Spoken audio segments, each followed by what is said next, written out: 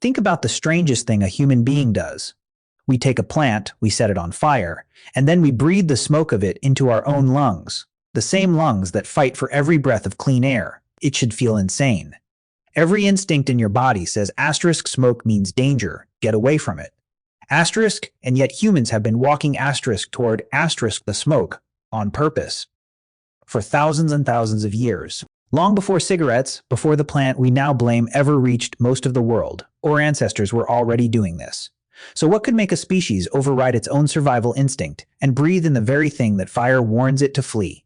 Stay with me, because the answer goes back further than almost anything you think of as human history. And by the end, you'll understand the strange pull you still feel even today, sitting near a fire. Let's start by throwing out everything you assume about this. When you picture smoking, you picture something modern. A cigarette, a lighter, a vice somebody invented, sold, and got the world hooked on. A bad habit with a marketing department. That picture is not just incomplete, it is pointing in completely the wrong direction, because the first human who ever pulled smoke into their body on purpose was not indulging a vice. Nothing was being sold. This was thousands of years ago, in a world with no writing, no cities, no farms, and it may have been an act of healing or of worship, or a desperate reach towards something beyond the visible world. Smoking, the real story of it, does not begin where you think. It begins at the one thing that made us human in the first place. It begins at the fire. To understand how humans started breathing smoke, you have to go back to the moment we tamed the flame. We've talked about fire on this channel before, how it pushed back the dark, cooked our food, kept the predators at the edge of the light. But there is a part of that story nobody tells. Because it seems too small to matter, every fire makes smoke. And for hundreds of thousands of years, humans sat closer to fire than any animal ever had. Night after night, huddled around the flames for warmth and safety, they were breathing smoke constantly. It was simply part of being human. The smell of it soaked into their hair, their skin, their lungs. Smoke wasn't something they sought out. In the beginning, it was just always asterisk there. Asterisk, it was the price of warmth, the price of a cooked meal and a night without freezing. You wanted the fire, so you accepted the smoke. Every human who has ever lived close to a flame has breathed it. It is one of the most universal human experiences there is. And here is where it gets interesting, because sitting in that smoke, night after night, generation after generation, humans started to notice asterisk things. That is what we do. We are the animal that notices, and somewhere began to see that not all smoke was the same. The smoke from one kind of wood smelled different from another. Throw certain leaves on the fire, and the whole camp changed. Some smoke drove the biting insects away, a genuine, life-improving discovery when insects carried sickness and misery. Some smoke made a foul-smelling shelter breathable again. Some smoke from certain plants did something stranger still. It changed how you felt. That noticing is the seed of everything, because the moment a human realized that a specific plant thrown on a specific fire produced a specific effect, that is the moment smoke stopped being an accident and started becoming a tool. Picture how it might have actually happened the very first time. A cold night, a family pressed close to the flames. Someone tosses a bundle of dried plants onto the coals, maybe just to build the fire up, maybe because it was the nearest thing to hand. And the smoke that rises off it is different. It fills the shelter, and one by one the people around the fire feel something shift. The aching body loosens, or the buzzing insects vanish, or a strange lightness moves through the head. In that moment, no one understands what happened, but someone remembers. The next time that plant is nearby, they reach for it on purpose. They watch what it does. They start to test it. More of it, less of it, this plant instead of that one. This is the oldest kind of science. There is, not experiments in a lab, but a curious human at a fire, paying attention, remembering, and trying again. Multiply that one moment by 1,000 fires and 10,000 years, and a body of knowledge begins to grow.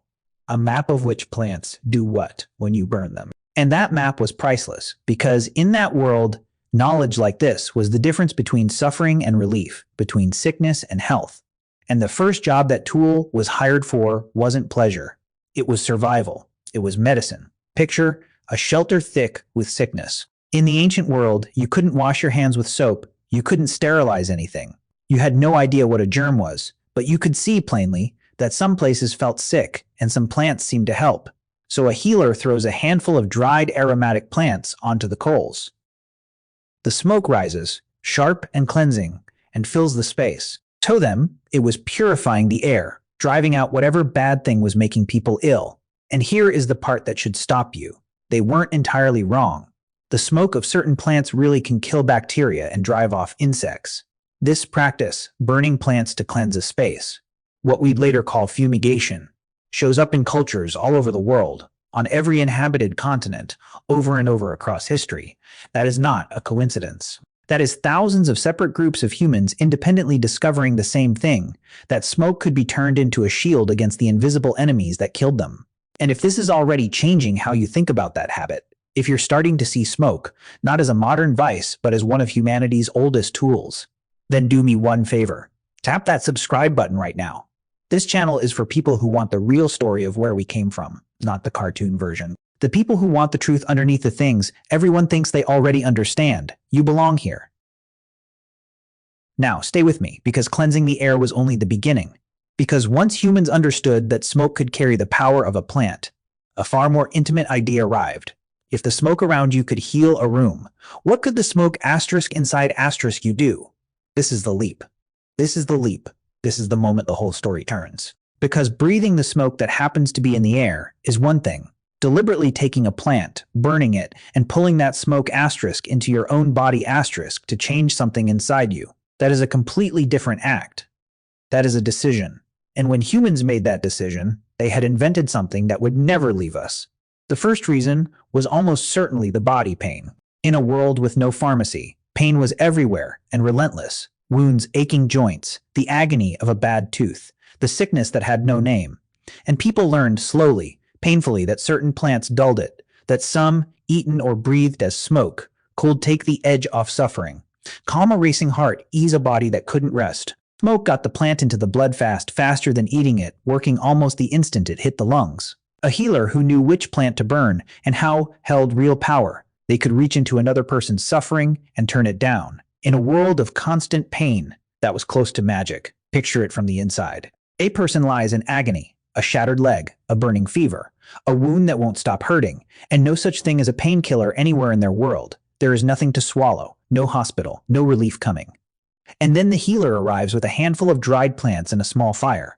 They burn the right leaves, catch the smoke, and guide it to the suffering person to breathe. And slowly, impossibly, the pain begins to loosen its grip. The body that was rigid with agony starts to soften. For the first time in hours or days, the person can rest. To us, that is chemistry. Certain compounds in certain plants really do dull pain and calm the body. But to them, with no concept of any of that, it must have looked like power over suffering itself. The healer had taken a plant, married it to fire, and used the smoke to push back one of the oldest enemies humans have ever had. No wonder these people were revered. No wonder this knowledge was treasured and guarded. In a world ruled by pain, the person who could ease it held something close to the sacred. But it wasn't only the body these plants touched. Some of them reached the mind. And that changed everything, because certain plants, when burned and breathed, don't just dull pain. They alter the mind itself. They bend how the world looks and feels. They bring visions, strange calm, a sense of stepping outside your own ordinary awareness. Now try to imagine encountering that for the very first time in a world with no science, no chemistry, no concept of a drug. You breathe a smoke, and the walls of reality soften. You see things that aren't there. You feel a presence. You leave somehow the body you've always been trapped inside. How would you explain that? You had only one framework available. This wasn't chemistry. This was the spirit world opening its door. And this is where smoke became sacred. Think about what a gift this seemed to be. Ordinary life was brutal and solid. Cold, hunger, danger, the flat, hard facts of survival. And here was a plant, thrown on a fire, that could lift a human clean out of that world and into another one. Of course they believed it was holy. Of course the smoke itself, rising up, disappearing into the sky, felt like a messenger, carrying prayers upward, connecting the people around the fire to the ancestors, the gods, the powers that ruled their fate. Across countless cultures, smoke became the bridge. The thing that traveled between the human world and the world beyond it, and the person who could summon that smoke, who knew which plants opened, which doors, the shaman, the healer, the Holy One, became one of the most powerful people in the entire group. Not because of muscle, because they held the key to the other world, and the key was made of smoke. And think about how that power would have grown and been guarded. Knowing which plant opened the door was not casual knowledge. It was dangerous, precious, and closely held. The wrong plant or too much of the right one could sicken or kill. So this knowledge was protected, passed down carefully from one holy person to the next, taught in secret, over years the way we've seen every kind of survival knowledge passed down on this channel. Voice to voice, master to student, across generations. The smoke ceremony wasn't a free-for-all. It was controlled, ritualized, hedged with rules about who could do it, when, and why. Picture the whole group gathered in the dark, the fire low. Everyone watching the one person who dares to breathe the sacred smoke and travel to the other side, then return and tell them what the spirit said. In that moment, that person isn't just a healer. They're the tribe's connection to everything beyond the visible world. They speak for the dead and the divine. And all of that authority, all of that meaning rose up out of a plant burning on a fire. So already, long before anything we'd call a cigarette, smoke had become three enormous things to our ancestors: medicine for the body, a door for the mind, and a bridge to the sacred. This was not a vice. This was one of the deepest and most serious technologies a human being could wield. But here is the question that turns this from a story into a mystery. How do we actually any of this happened? These people left no writing. Smoke vanishes into the air the moment it is made. How could we possibly reach back thousands of years and prove that a human once sat at a fire and breathed the plant on purpose? The answer is one of the most quietly brilliant things in all of archaeology. Because it turns out smoke leaves a fingerprint after all. You just have to know where to look. The clue is the pipe. All over the ancient world, in the ground, archaeologists keep finding them, objects built for one purpose: to burn a plant on one end and draw the smoke out the other. Tubes of bone, some of them staggeringly old, some of them beautiful, made with real care, buried alongside their owners as if they mattered as much as any weapon or tool. You don't build a careful object like that for something you did once by accident. A pipe is proof of a practice, proof that this was done deliberately, repeatedly, and that it meant something. But the pipe alone only tells you that they smoked. It doesn't tell you what. And this is where modern science does something that feels almost like time travel. Because when you burn a plant inside a pipe, the smoke leaves a residue, an invisible chemical film soaked into the stone or the clay. And that residue can survive, locked in the material, for thousands of years. Scientists have learned to extract it, to analyze it, and to read the chemical ghost of whatever was last burned there. They can open a pipe that hasn't been touched in millennia and ask it, what did the last person breathe through you? And the pipe answers. And what the pipes have told us rewrites the story. Because the residues reveal a whole range of plants that ancient people were burning. Not one plant, but many, chosen for their effects, long before the plant we now blame for smoking spread across the world. In fact, in some places, people were smoking other plants entirely, for centuries before that one ever arrived. The habit came first. The plant we associate with it now was a latecomer that slotted into a practice already thousands of years old. Sit with how strange and wonderful that is. A pipe goes into the ground with its owner. The centuries pile up on top of it, 100, 1,000, 2,000 years. Empires rise and fall above it. The language its owner spoke is forgotten. Everything about that person's world dissolves. And the entire time, sealed in the pores of that stone or clay, a few molecules of the last thing they ever burned are still waiting. And then a scientist lifts it out of the dirt, takes it into a lab, and coaxes those molecules back out. And suddenly we know something intimate and specific about a single human who died before history began. What they reached for, what they breathed. It is the closest thing we have to sitting down beside that ancient fire ourselves. And done across hundreds of pipes from different places and different ages. It lets us build a map of what humanity was smoking, and when, and where, a map that reaches back far past the beginning of any written record. Which brings us to the plant everyone is waiting for, because this is where the famous one finally enters the story, and where most people assume it begins. But it doesn't begin here. It begins, in a sense, at the very end. That plant, the one that would eventually conquer the lungs of the entire planet, has a homeland, and for most of human history it stayed there. In that homeland, people had a deep and ancient relationship with it, using it in ceremony, in medicine, in ritual, for a very long time. But for the rest of the world, for most of the humans who had ever lived, it simply did not exist. They had their own smoke, their own sacred plants.